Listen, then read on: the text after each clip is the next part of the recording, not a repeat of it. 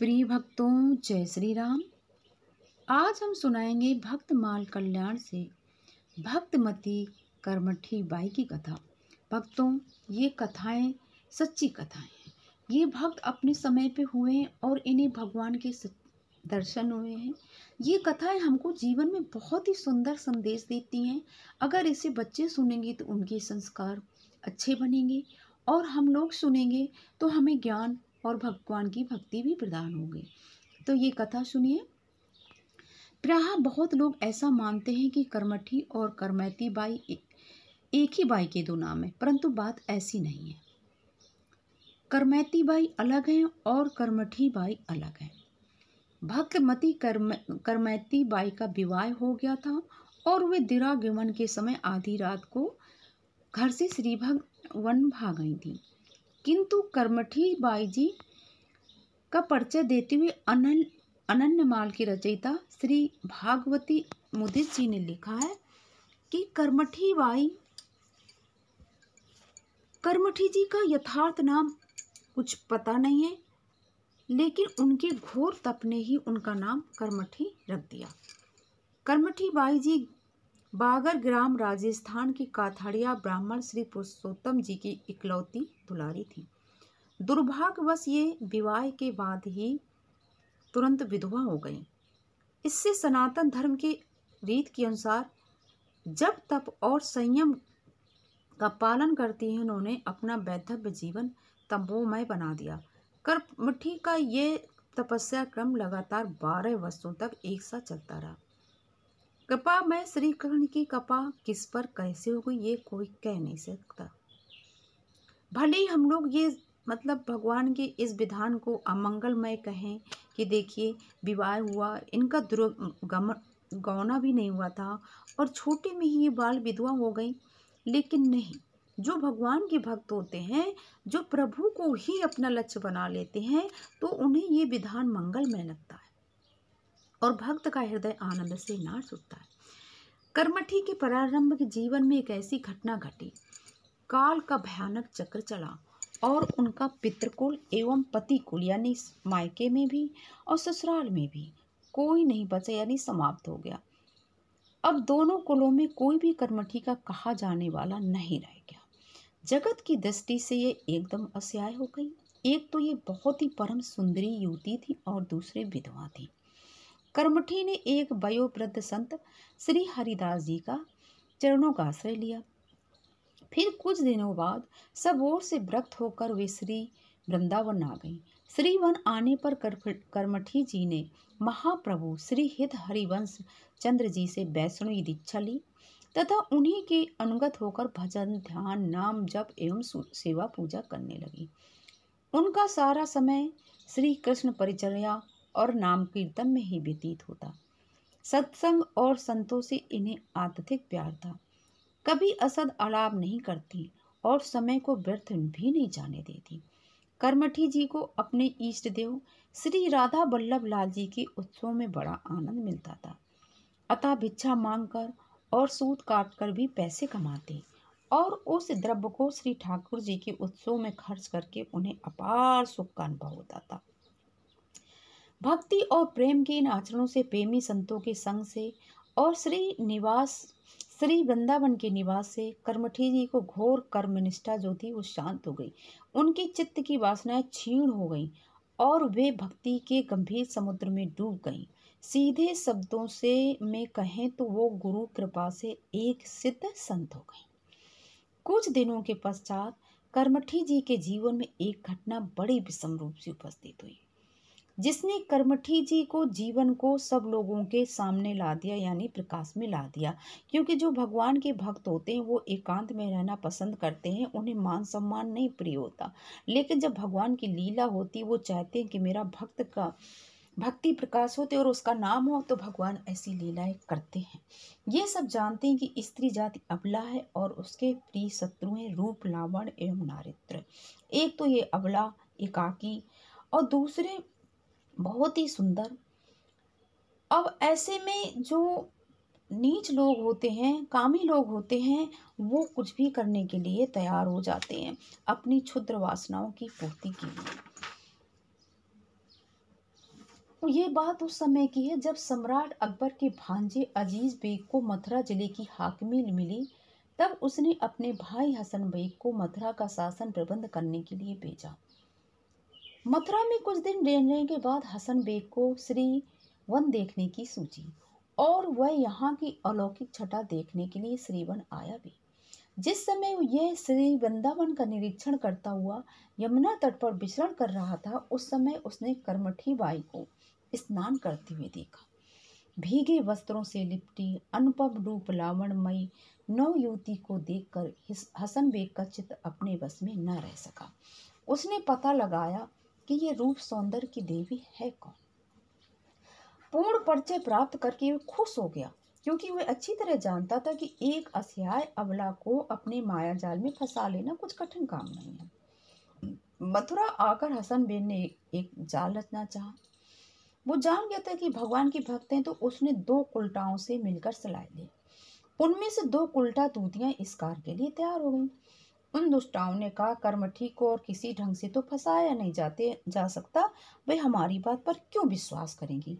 हाँ, यदि हम भक्तों का सा वेश बना लें और उसके पास जाएं तो हमारा विश्वास और आदर करेगी, हमारी बात भी मानेगी। ये सलाह हसन बेग को भी जच गई। दूसरे दिन प्रातःकाल वे दोनों भक्त वेश में जाकर सजकर वृंदावन गई और यमुना के घाट पर ही करमठी से मिली। उनकी भक्ति पूर्ण बातों को सुनकर करमठी ये नहीं समझ सकी कि ये विष के लड्डू केवल ऊपर ही बूरे से लपेटे गए हैं। करमठी ने उनका आदर किया और उन्हें साथ साथ अपनी कुटिया तक लगवाई। बहुत देर तक भगवत चर्चा होती रही। अब वे प्रतिदिन इसी प्रातः काल आती और करमठी जी की कुटिया में बैठकर घट्टू सत्संग होता। धीरे धीरे करमठी जी का इनसे स्नेह सा हो गया। इस प्रकार कितने ही दिन बीत गए। कुछ दिन विलंब से आए। उनके आने पर करमठी जी ने सहेजी पूछ लिया, बहनों आज इतना विलंब कैसे हो गया। उन्होंने बनावटी प्रसन्नता और उल्लास मिश्रित संकोच के साथ कहा, माता जी क्या कहें, हमने चाहा तो बहुत आपकी सेवा में शीघ्र आ जाए, किंतु आ न सकी, क्योंकि हमारे घर में एक बहुत बड़े संत पधारे, उन्हीं की सेवा में विलंब हो गया। बहुत बड़े संत पधारे हैं। सुनकर करमठी जी, जिनके जीवनाधार संत ही थे, प्रसन्नता से भर गई और बोली, बहनों क्या मुझे भी उन महापुरुष के चरणों के दर्शन कराओगी। उन बेशधारी वक्ताओं ने कहा, अवश्य अवश्य, जब कल आप यमुना स्नान करके लौटे तब हमारी कुटिया जो अमुक स्थान पर है वहीं से होती है, तो हम आपको यमुना पर मिलेंगे। उल्टाओं ने समझा हमारी दाल गल गई। वे शीघ्र मथुरा आई और सारी बातें सुना समझाकर हसन बेग को चुपके से वृंदावन ले आई।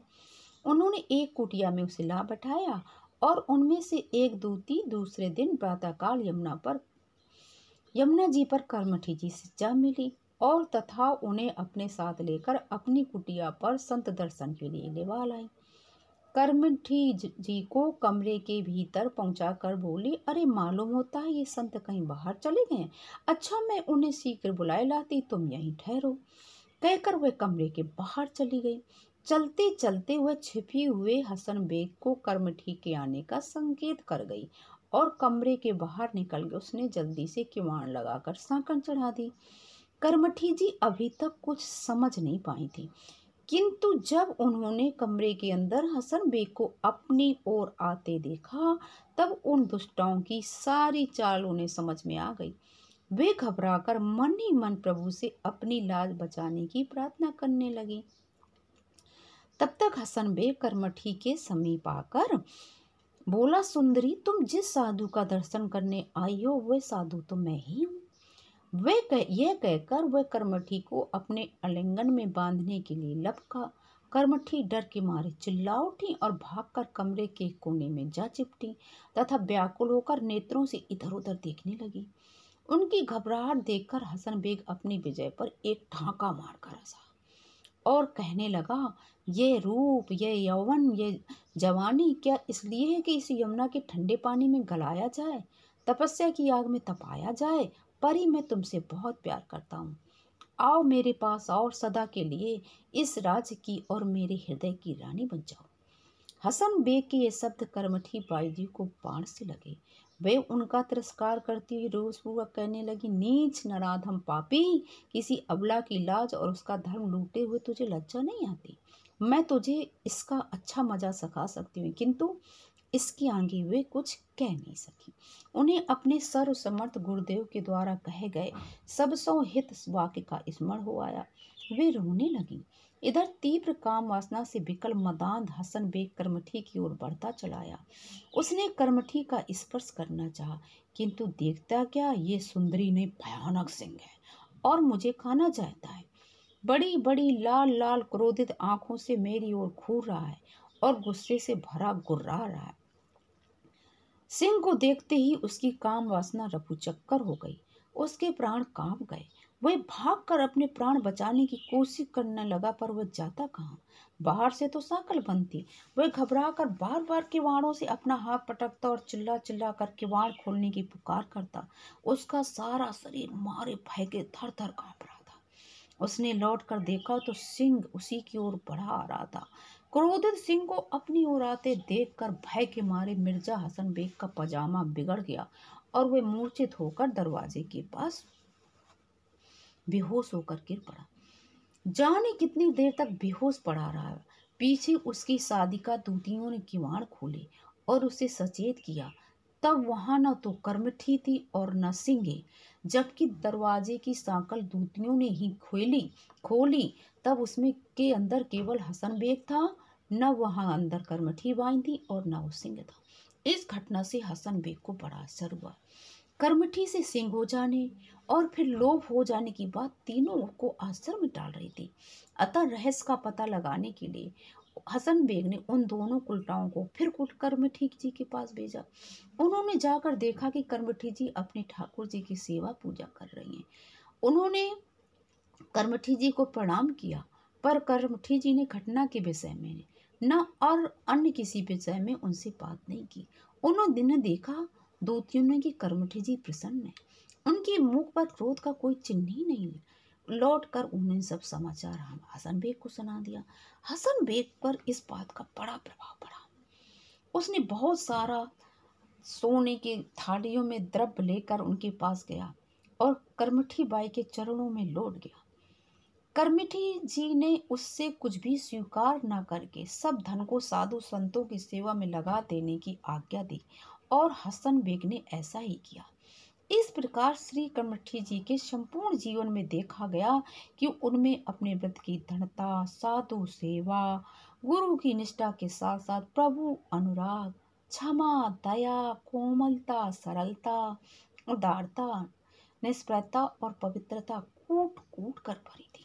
श्री करमठी जी के पुनीत चरणों का स्मरण करते हुए श्री हित वृंदावन दास जी ने लिखा है, धन्य पिता धन्य मात धन्यमती अबला जन की, तजी विषय संसार निहारन मन की।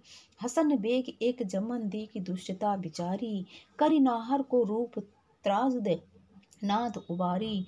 श्री हंस प्रसाद ते बन फिरति भरी अनुराग की, हरि भजन परायण करमठी फबी निकाई भाग के। भक्तों, ये बिल्कुल सत्य कथाएं हैं। इन कथाओं को पढ़ने से और सुनने से हमारे अंदर भी ऐसी क्षमा दया के गुण आते हैं। और आज का जीवन कैसा है भक्तों, आप सभी जानते हैं। बच्चे कितनी जल्दी चिड़चिड़ा जाते हैं, क्रोधित हो जाते हैं। अगर ये कथाएं सुनेंगे, और हम तो कहते हैं भक्तमाल कल्याण, आप सभी लोग मंगा लीजिए अपने घर में। बच्चों को बचपन से ही पढ़ाइए और सुनाइए, तो उनके अंदर भगवान की भक्ति बहुत ही आएगी। बोलिए जय श्री कृष्णा।